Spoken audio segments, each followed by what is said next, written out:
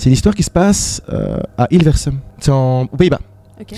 On suit le petit Maarten, qui a 17 ans. Il habite donc encore avec ses parents. Il a encore le temps avant de devoir partir de la maison. Malheureusement, il s'est passé un petit drame dans sa vie. Il a perdu son petit chien. Le petit chien, tu sais, qui était là depuis des années dans la famille, il s'appelait Hippie, le petit chien. Il avait son petit bonhomme de chemin et il a quitté ce monde.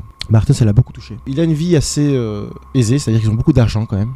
Parce que les parents travaillent beaucoup. La mère est infirmière, donc elle travaille de nuit. Donc elle n'est pas forcément hyper présente dans la vie de Maarten, mais elle fait bien son taf. Hein. Il y a toujours de la bouffe dans le frigo. Le gamin est bien éduqué, il n'y a pas de problème. Mais le père est quasiment jamais là.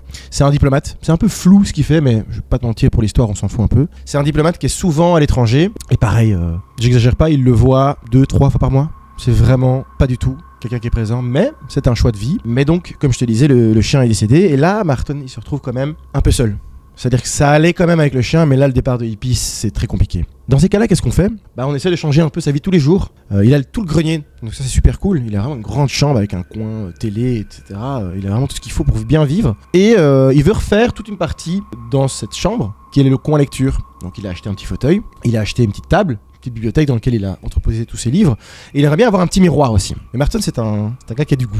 Il va pas chez Ikea, il veut pas avoir des trucs que tout le monde a, tu vois. Il cherche des pièces de collection, des trucs un peu originaux. Sur Marketplace, il trouve une petite perle rare. Son père lui envoie un lien Marketplace d'un homme qui vend un grand miroir comme ça. Un miroir magnifique, tu sais, un peu à l'ancienne, avec des petites décorations autour. Il contacte le gars sur Facebook et il se donne rendez-vous. On va pas se mentir, le mec est très chelou. Il paye, il récupère ce miroir, il le ramène à la maison et il l'installe. Et une semaine après, il y a une petite tache. Il veut donc l'essuyer. Il prend donc une petite lingette qui mouille. Sauf qu'au moment où il veut essuyer cette tache, il n'arrive tout simplement pas à le faire. Parce que sa main passe à travers.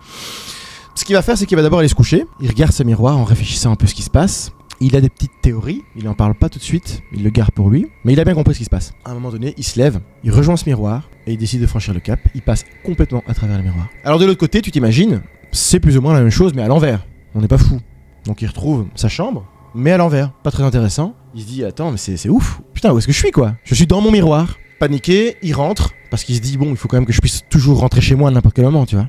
C'est un grand miroir, mais bon, il arrive à l'enjamber, et il rentre chez lui, et il va se coucher. Le lendemain, il se réveille, il fait sa petite journée en pensant à ça, et il se dit, allez, je prends mon courage à deux mains, parce que c'est un truc de fou. Je retourne ce soir dans ce miroir, et je vais voir ce qu'il y a dans le reste de la maison. Le soir, il y va, il rentre, il passe le miroir, et il arrive de nouveau dans cette chambre, et il se dit, bon, allez, j'y vais. Au moment où il veut franchir la porte, il sent comme une odeur, comme si quelqu'un était en train de cuisiner. Il descend les escaliers, il arrive dans la cuisine, et à qui il voit ? Sa mère. Il se dit, maman, qu'est-ce que tu fais là ? Sa mère lui répond, ah, Maarten, je suis content que tu sois là, ça va justement être prêt, on va se régaler.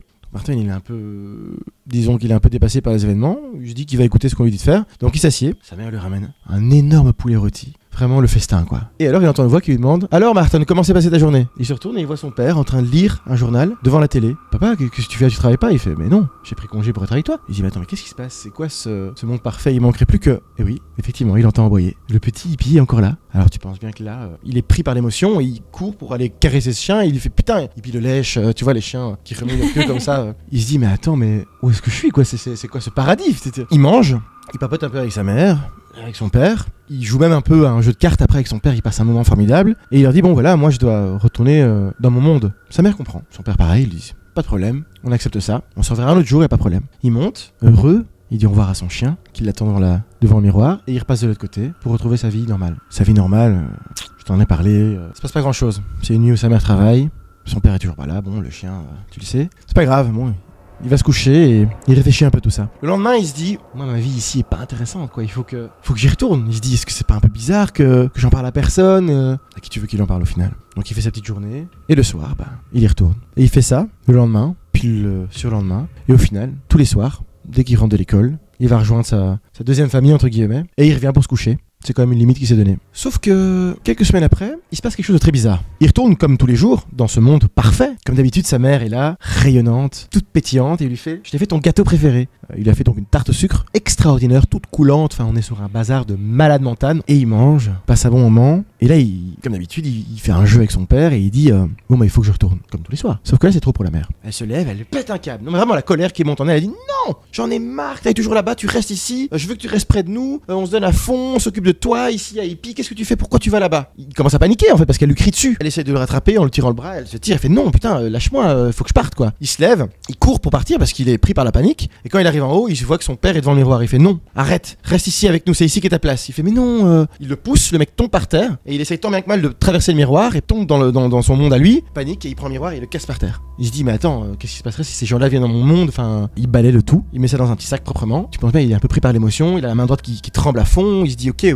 qu'est-ce qui m'arrive quoi? Il se débarrasse de ce miroir. Voilà, c'était une phase à passer, tout ça est derrière moi, ça tombe, je suis juste fou. Quelques semaines après, il a une petite discussion avec sa mère. Donc, je vais de nouveau pas être là pendant quelques semaines la nuit, mais t'inquiète pas, je te ferai à manger. Martin lui dit qu'il faut pas qu'il raconte cette histoire à sa mère. Sauf que sa mère lui pose une question à un moment donné, un peu surprenante. Elle lui dit ah, qu'est-ce que t'as fait de ce miroir au final? Pourquoi il est plus là? Il se dit oula, bah je l'aimais pas, je l'ai jeté. Sa mère le regarde et lui dit alors, c'est dommage ça, comment tu comptes retourner chez toi du coup? Si t'as bien aimé la vidéo, surtout, n'hésite pas à t'abonner.